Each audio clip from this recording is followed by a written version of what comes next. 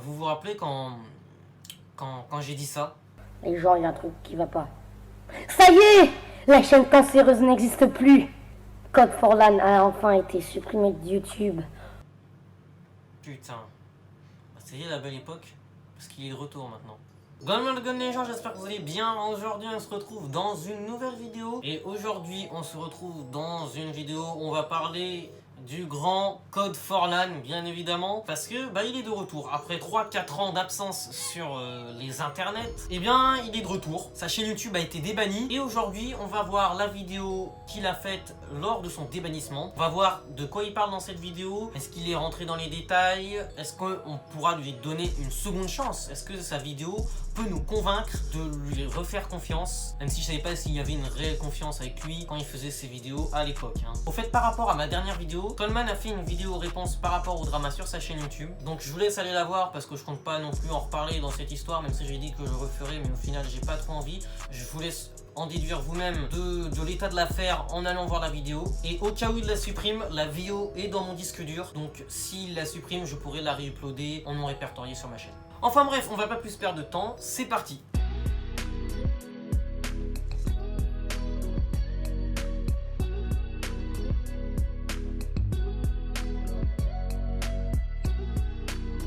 Avant de commencer, nous allons d'abord présenter Code for LAN. Donc déjà, Code for LAN est une chaîne de 921 000 abonnés, mais sa chaîne avait atteint 1 million il y a de cela 4 ans, sauf que entre temps, il l'a perdu car il s'est fait bannir de YouTube. Il est surtout connu pour ses réactions abusées, ses top 10 foireux et ses concours frauduleux de handspinner et d'iPhone, qui lui a justement valu son bannissement, et quelques critiques de la part de grands youtubeurs comme Maxella ou le roi des rats. Mais il revient le 22 janvier 2022 dans une vidéo intitulée Mon débannissement de YouTube, la vidéo dont je vais essayer de vous en résumer le contenu. Déjà, quand on arrive sur la vidéo de Code for LAN, on a une blague sur le pass sanitaire, bien évidemment en référence à ses anciennes intros entre guillemets où il disait qu'il y avait une carte Google Play cachée dans la vidéo. Bien évidemment, ça s'avérait être faux. Et ce qui me frappe aussi, c'est qu'il a toujours le même montage éclaté, hein, vraiment un gameplay derrière avec des images de temps en temps, un texte qui s'affiche de temps en temps fait à la va-vite. Enfin voilà, vraiment il n'y a pas eu trop d'évolution non plus au niveau du montage. Et il relance le délire de la facecam aux 1 million d'abonnés. Sauf que il les a eu les 1 million d'abonnés. Donc je pense qu'avec un peu plus d'honnêteté, il aurait pu montrer directement son visage parce que justement il a déjà atteint les 1 million d'abonnés et même si maintenant il est retourné en dessous, bah, il les a quand même atteints. Donc au final pour moi la manière la plus honnête de revenir aussi aurait été de montrer sa facecam et ne pas refaire ce genre de concours, surtout que du coup ça incite à l'abonnement pour le référencer. Et il dit sinon s'il y a une vidéo à 100 000 likes, il montrera quand même sa facecam. Donc ici aussi il y a quand même incitation au like pour le référencement, très clairement, donc qui est à peu près les mêmes techniques qu'il utilisait il y a 4 ans. Et en plus il incite à mettre des commentaires avec des emojis tomates pour ceux qui ne sont pas contents qui reviennent, et ça encore pour le référencement bien évidemment, parce que si les personnes ne l'aiment pas mettre des commentaires et les personnes qui l'aiment mettre des commentaires, au final il y a toujours plus de commentaires et au final il y a toujours cette histoire de référencement derrière, et ça en 4 ans on dirait que ça n'a pas changé. Mais pourtant durant sa vidéo on découvre un peu une autre facette de for LAN. Il part de ses trolls qui dit assumer mais regretter, et ça c'est vraiment entre guillemets c'est bien qu'il les assume et qu'il les reconnaisse. Ça le montre vraiment sous un nouveau jour. Il promet un nouveau contenu donc, dans lequel il mélangerait un nouveau concept et son ancien concept, où il passerait en revue internet mais qu'il ferait justement des vidéos de manière plus digeste, parce qu'il l'a dit et on est tous d'accord pour ça, ses réactions avant étaient réellement excessives. Un extrait. Attention, son cri peut vous faire devenir sourd. Et ce genre de réaction c'est assez casse-couille, ça ne pouvait que amuser les gosses de 10 ans, les gosses qu'on était à l'époque. D'ailleurs il en parle, il avait conscience que à l'époque c'était que du divertissement pour les enfants, et il a conscience que justement sa communauté actuellement a grandi, et ça c'est bien parce que peut-être que du coup ça va l'aider justement à faire du contenu un peu plus mature et qui suivent un peu plus les générations qui le suivaient à l'époque. C'est vraiment un critère à prendre en compte s'il veut que son contenu soit toujours regardé, à moins que ses vidéos soient maintenant regardées par les 2010, ce qui montrerait quand même aucune évolution dans son contenu, parce que ça veut dire qu'il resterait toujours sur un divertissement pour enfants, alors que très clairement ce qui serait mieux c'est peut-être d'évoluer pour essayer d'agripper son ancienne communauté et pas réessayer de rechoper une nouvelle communauté. Un truc que je trouve bien aussi, c'est qu'il demande aux youtubeurs critiques tout ça de justement le remettre à sa place en cas de dérapage, parce qu'il explique que lorsqu'il était en tendance, ça lui arrivait d'avoir un peu le melon comme on dit, et il demande justement à ce qu'on le remette à sa place lorsqu'il prend le melon, lorsqu'il commence à plus se sentir bien. Et je trouve que c'est une assez bonne démarche de demander aux autres de le rappeler quand ça ne va plus, même s'il pourrait quand même faire un effort pour lui essayer de s'auto-gérer, mais je trouve quand même que le geste est beau, de vouloir justement que les gens te remettent à ta place, te disent quand tu fais de la merde, ça prouve un minimum quand même qu'il veut changer, et je trouve que ça c'est une très bonne initiative de sa part. Il promet aussi de ne pas striker.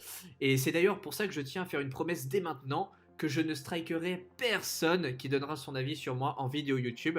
C'est-à-dire que je ferai pas supprimer les vidéos qui dénoncent mes conneries du passé ainsi que celles du futur, mais normalement il n'y en aura pas. Ah, il n'y en aura pas. Cette promesse, on la retient, d'accord? S'il restrike des vidéos sur lui, et ben au moins on a les preuves que justement sa promesse, il ne l'a pas tenue. Les rushs sont dans mon disque dur. Il fait aussi allusion au harcèlement qu'il a subi. Il assume quand même avoir supprimé les vidéos qui avaient fait polémique. Et le problème dans ça, c'est que plutôt il disait justement assumer ses conneries, mais derrière il supprime quand même les vidéos qui ont fait polémique. D'un côté je le comprends, et de l'autre pas vraiment, parce que du coup il y a forcément le côté où t'as fait un truc gênant et forcément t'as envie de le cacher, donc ça c'est compréhensible. Mais de l'autre, quand tu assumes quelque chose, en général tu ne le supprimes pas. Assumer, c'est justement le laisser là et dire j'ai fait ça, désolé, je m'en veux. Et là ce n'est pas réellement le cas. Il dit tout de même espérer retrouver la confiance qu'il y avait entre lui et ses viewers. Est-ce qu'il y avait déjà une confiance? C'est une très bonne question, car rappelons le passé, et je suis désolé de le faire, mais Code for LAN a été quand même propice à des faux concours où il donnait des cartes Google Play déjà utilisées ou alors des faux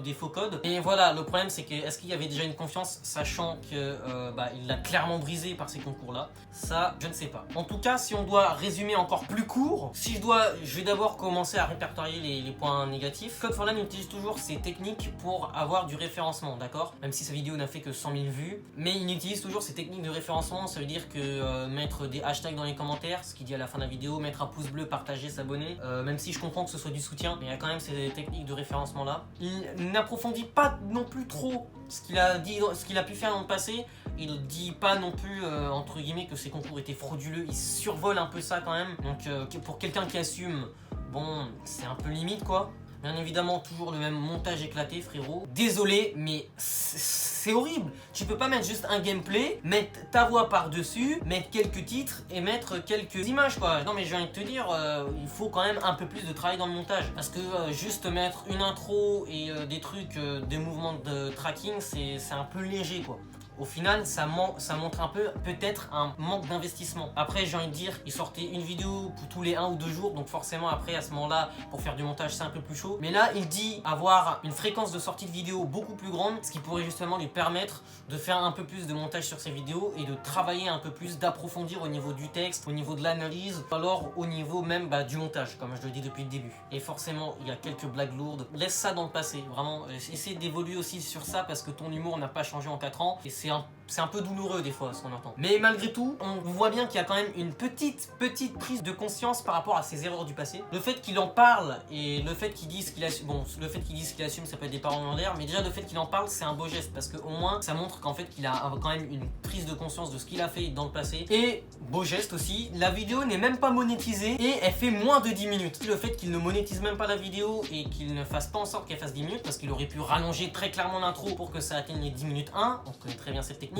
Et ça prouve quand même qu'il y a aussi un petit engagement de ce côté là et qui vraiment ne cherche pas à se faire de la thune mais qui veut juste montrer son retour. Donc au final, est-ce qu'on peut refaire confiance à Code for LAN? C'est une question qui est difficile à trancher parce qu'il y a beaucoup de points positifs et beaucoup de points négatifs. Il y a des choses qui pourraient nous faire croire qu'il ne fait que bluffer entre guillemets et dire ça juste pour revenir, pour s'annoncer et pour dire qu'il a changé, mais qu'au final il n'y a rien derrière. En l'occurrence, d'autres choses montrent qu'il a quand même changé, qu'il est motivé à faire table rase sur le passé, et ça c'est encourageant. Ça nous encourage à justement lui accorder cette confiance, le fait qu'il en parle et qu'il nous montre qu'il en a pris compte. Donc au final, est-ce qu'on peut donner une seconde chance à Code for LAN? Je pense que oui, au final, on peut quand même peut-être lui donner une seconde chance. Tout le monde a le droit à une seconde chance, sauf les coiffeurs. Mais au final, il faudra juste qu'il saisisse réellement cette seconde chance et qu'il n'en fasse pas n'importe quoi. Il a l'air motivé, il a l'air de se rendre compte des conneries qu'il a faites dans le passé et apparemment ne compte pas les reproduire. Donc ça, c'est réellement bien. Il faut juste maintenant qu'il applique ce qu'il dit et là, on pourra voir si on a bien fait de lui accorder cette seconde chance ou non. En tout cas, j'espère que cette vidéo vous aura plu. Oh, moi ça m'a plu de la faire, petit travail d'analyse, j'aime beaucoup. Je pense que je referai d'autres vidéos comme ça, de toute façon c'est un peu censé être le principe de la chaîne. N'hésitez pas à vous abonner si elle vous a plu, à partager, oui moi aussi je veux du référencement pour mes vidéos. Mettez un pouce bleu si la vidéo vous a plu, et moi sur ce, je vous dis, hey do!